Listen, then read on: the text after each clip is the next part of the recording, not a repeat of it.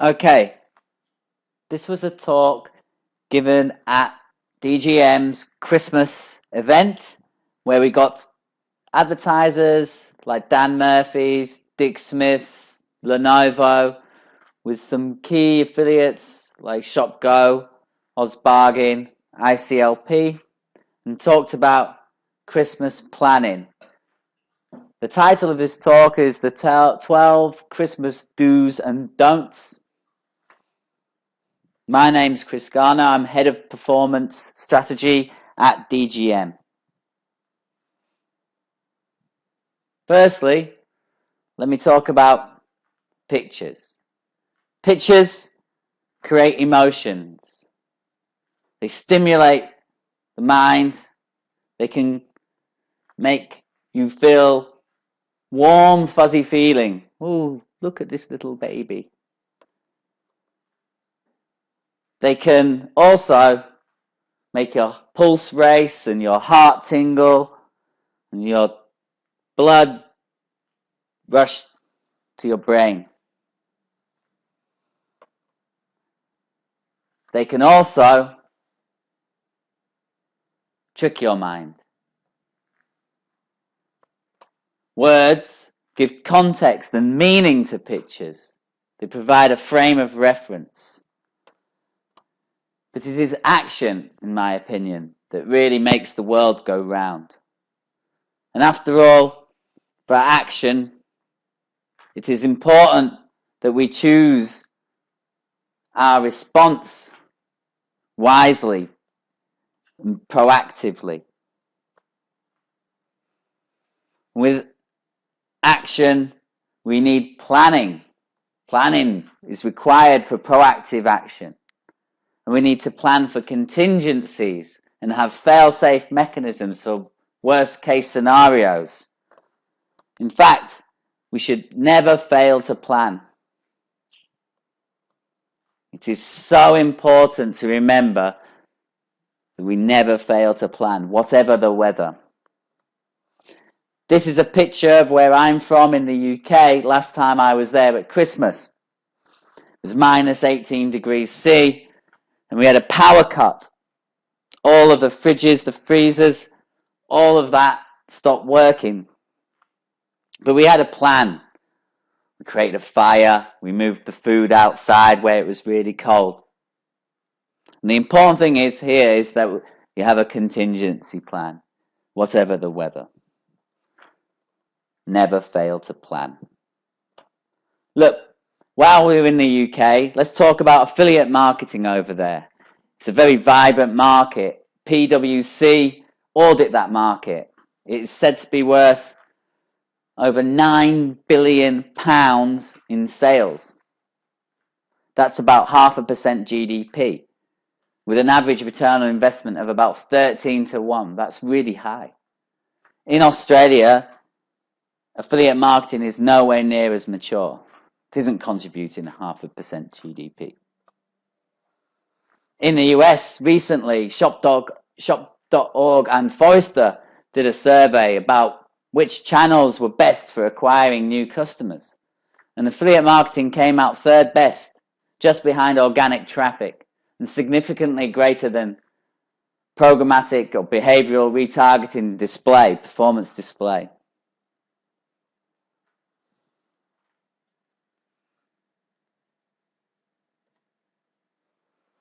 In 2012, DGM in Australia surveyed the market and looked at the top 25 advertisers by advertising spend in the UK, the US and Australia. In Australia, only 4% of those top 25, that's one advertiser. It was Dan Murphy's at the time, so they were in the room. So congratulations to Dan Murphy's for being thought leaders.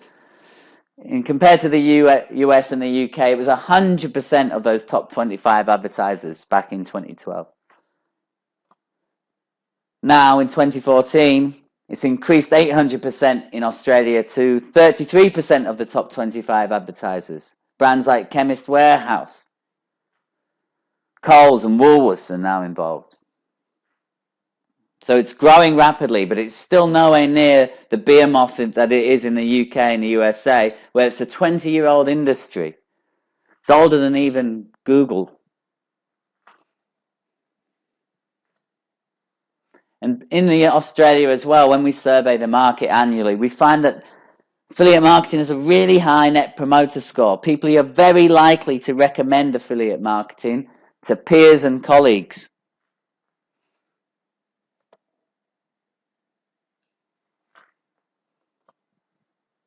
Okay, and just briefly, the way our sales is made up within our network, 80% currently come from desktop, 12% from tablet, and 8% from smartphones.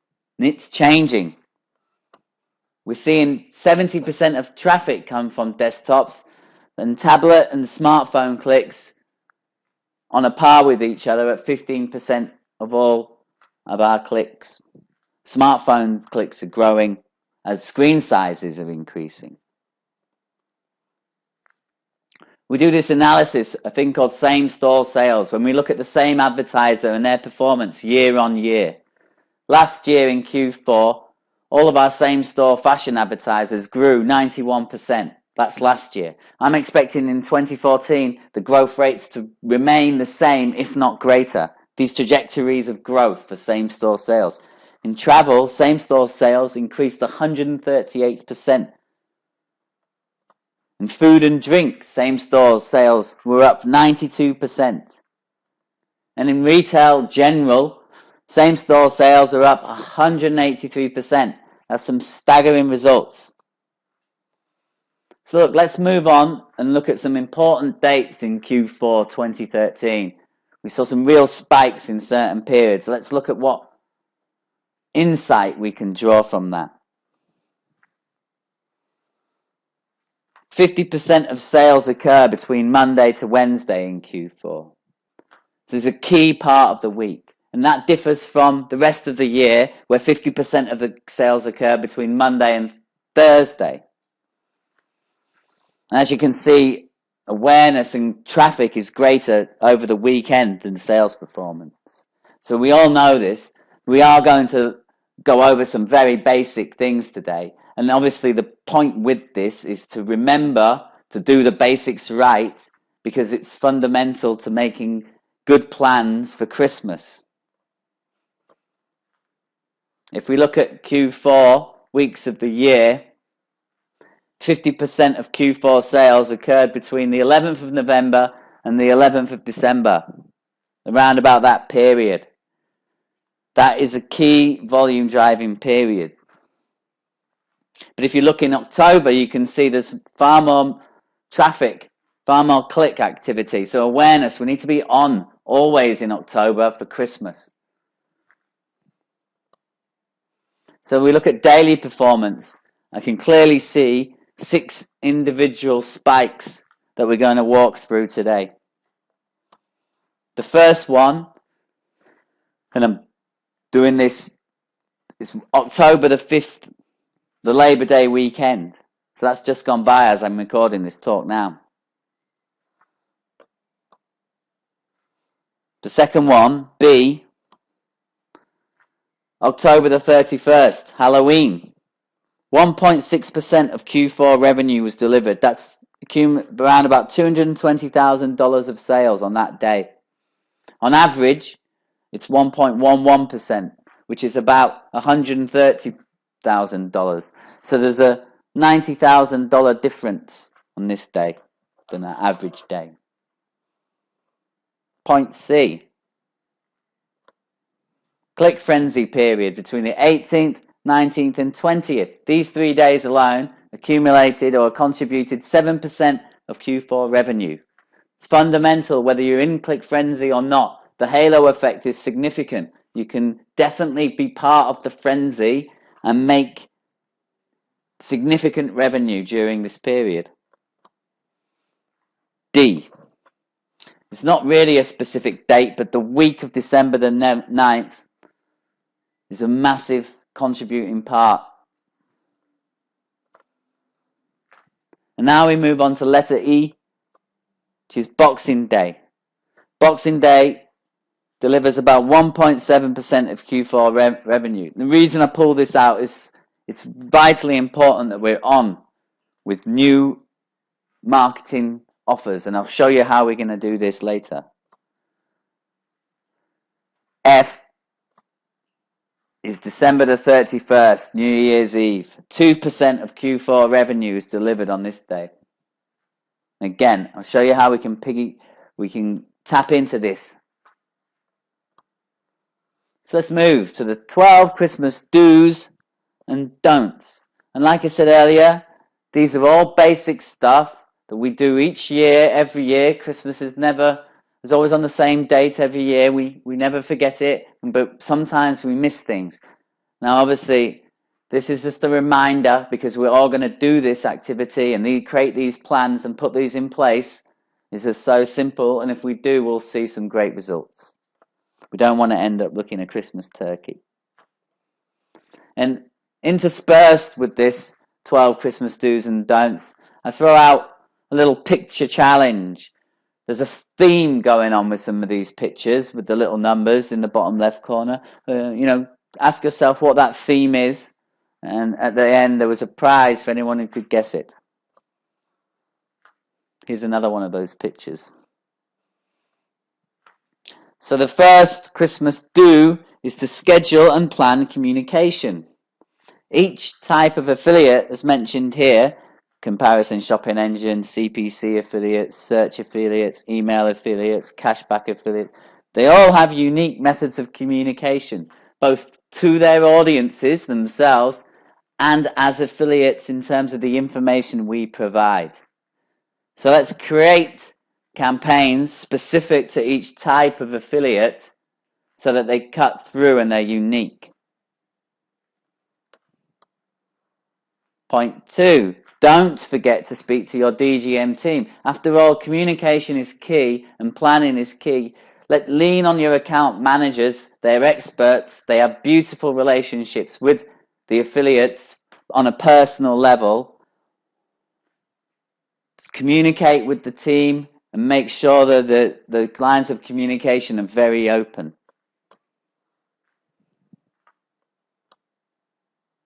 Do provide Christmas look and feel. This is obvious. We go beyond the ubiquitous sprinkle of snow or the dot of holly, sprig of holly or mistletoe.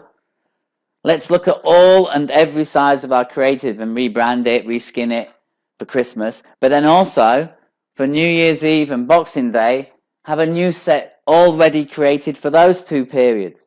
We have out-of-office banner scheduling, auto-updating that can be set in the future.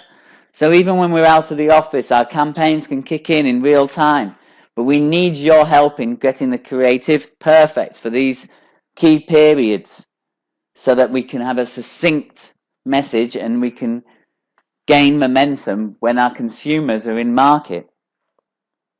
I don't want to see Christmas look and feel on Boxing Day when I'm disappointed with my presents and I just want to buy some new things to cheer myself up. I want to see Boxing Day offers with Boxing Day wording and Boxing Day branding. Don't advertise affiliate suppressed coupons. Now, this means that we receive many coupons that are set to 0%. If advertisers place these in prominent places on their website, i.e. the homepage or in the basket, this is not a win-win for affiliates. It's a massive headache for our industry. It's a win-lose for affiliates. It's a bit like having children and allowing them to put the fact that they're having a house party on Facebook. It will end in tears and it's not proactive.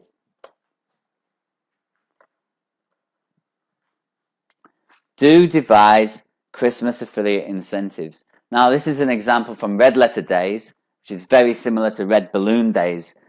And Red Balloon Days attended this meeting. But Red Letter Days have an exceptional incentive. They take people to the Bahamas in a prize draw. Now, I'm not saying that we should be doing something like that.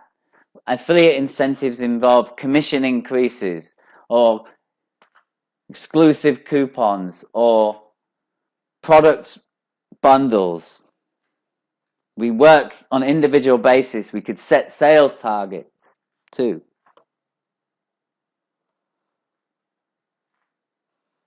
Email.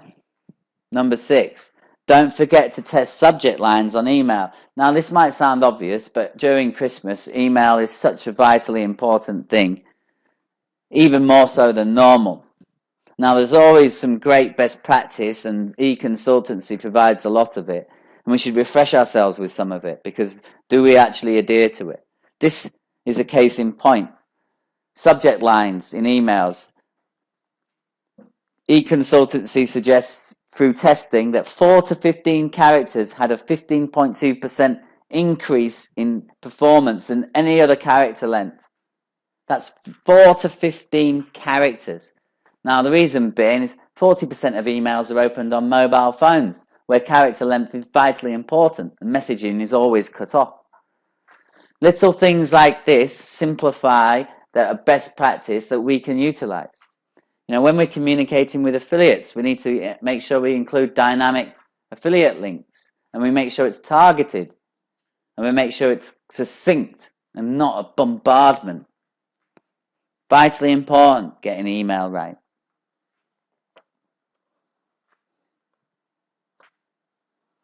Do share top Christmas gift ideas, not just on your site by curating gifts for her, gifts for him, gifts for the kids, gifts for the pets.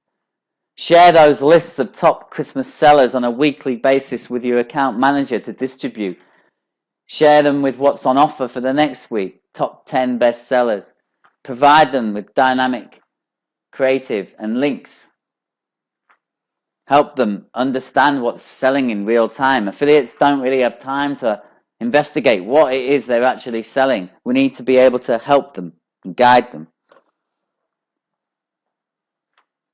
And we don't want to forget about exclusive coupons. Look, our system has the ability to distribute exclusive coupons to unique affiliates. We can use codes, for example, for Dick Smith, we could create a code, OzBargain123 Dick Smith. If that code goes viral on any other website and is used either through social media or across different mobile devices and tracking and actual desktop devices, that code is unique to OzBargain. Once it's put in the purchase, in the basket, our system recognizes that's OzBargain's code and pays commission. This is cross-platform device tracking. We really should utilize this technology more and more. It's available to all of our advertisers.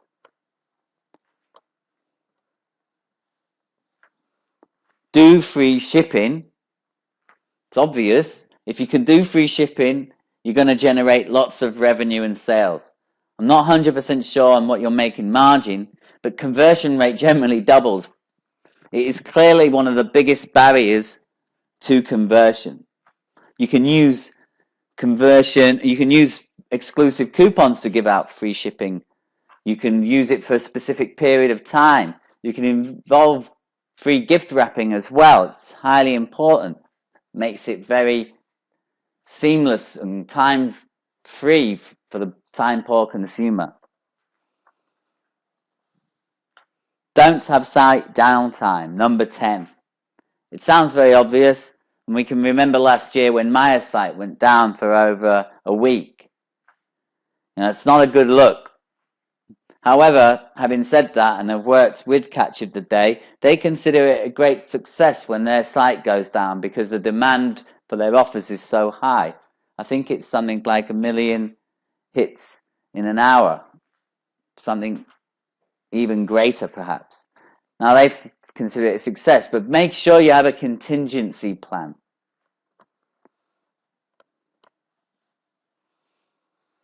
Do clearly publish your shipping dates. Here's an example of ASOS doing it within the basket, but you can do this with separate pages in clearly identifiable areas. It should always be reminded because the single most disappointing thing is not receiving your goods in time. And it happens not one time out of every 10%. And for those 10%, the likelihood of them ever purchasing from you again is very small. 60% will never purchase from you again. It's so important. It sounds so basic. Just let your consumers know clearly when the goods are going to arrive. What's your contingency? And look, finally, did I mention, don't forget about Boxing Day and New Year's Eve? That's really important. And I hope we all have a great Christmas. And if we put these plans that we've made today into place, I'm sure we will. Thank you for the team. Merry Christmas.